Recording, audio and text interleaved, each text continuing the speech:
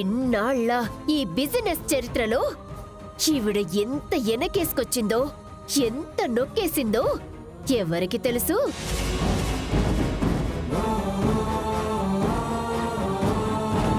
ఇవన్నీ ఉమ్మడి కుటుంబం పేరుతో ఈవిడ చేస్తున్న మోసాలే. దర్శన్, దర్శన్, ఏంట్రా అది? ఈ ఇంటి ఆడపిల్ల మీద చేయి చేసుకుంటావా? అసలు నువ్వు మనిషివేనట్రా నువ్వు?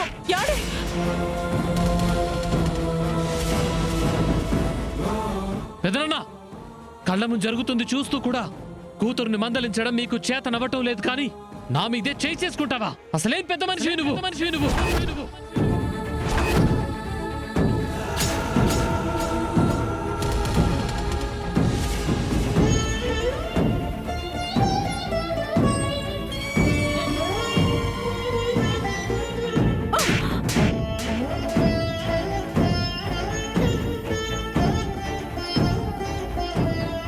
ఏం మాట్లాడుతున్నావా? అర్థమవుతోందా?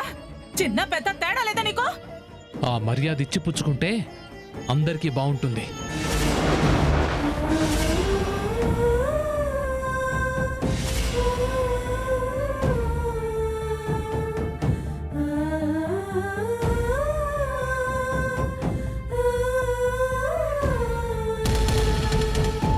పెద్ద చిన్న అంటే ఇంట్లో మీ స్థాయి పెద్దది, మా స్థాయి చిన్నదనా?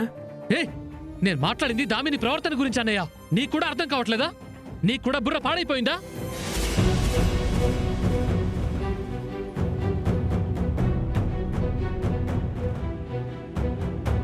అవునరా, పోయింది.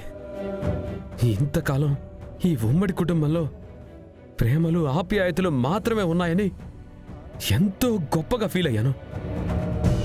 కానీ నువ్వన్నావు కదా, మీరు లేకపోతే మేమంతా పనికి రాకుండా పోయేవాళ్ళమని.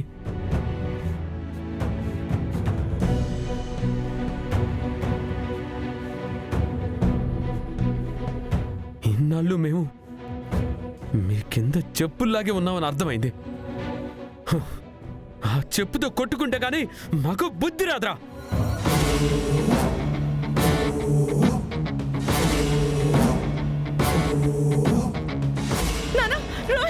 అన్నయ్య,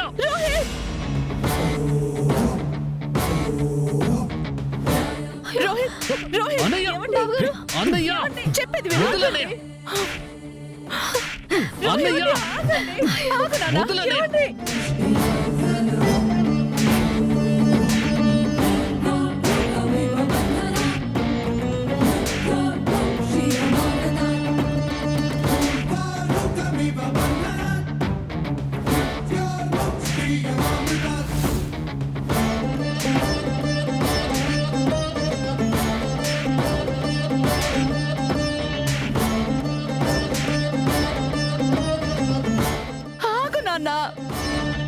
రోహిత్, ఆగు!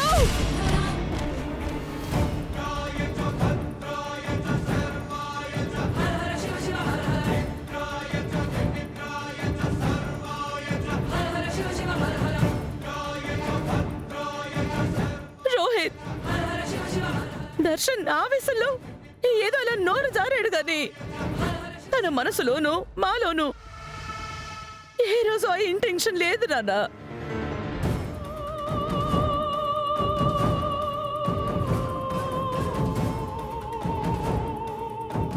ఆనంద, ఏ ఇంటెన్షన్ లేకుండా ఏ మాట నోటి నుంచి బయటికి రాదు.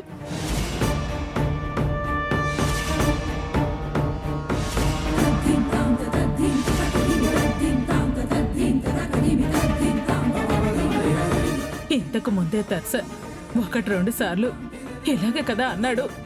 మేము తనని ఒక మాట గట్టిగా అనటానికి కూడా పనికిరాము అన్నట్టే కదా మాట్లాడాడు.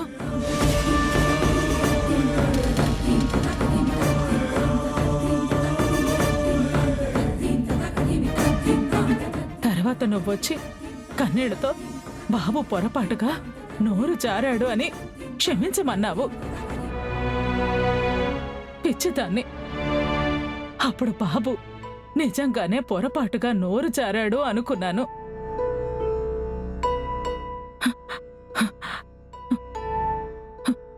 కానీ నిజంగానే దర్శన్ మనసులో అనుకునేదే బయట పెట్టాడని ఇవాళ అర్థమైంది.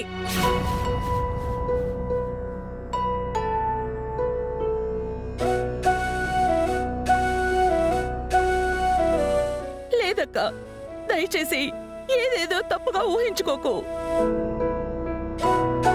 మీరనుకున్నదేది నిజంగా మా మనసులో లేదక్క. అమ్మా, పిన్ని కన్విన్స్ చేసే మాటలు ఇంకా మీరు వింటానంటే వినండి. నన్ను మాత్రం మీతో కలపకండి. దామిని, అమ్మ దామిని, అక్క దామిని,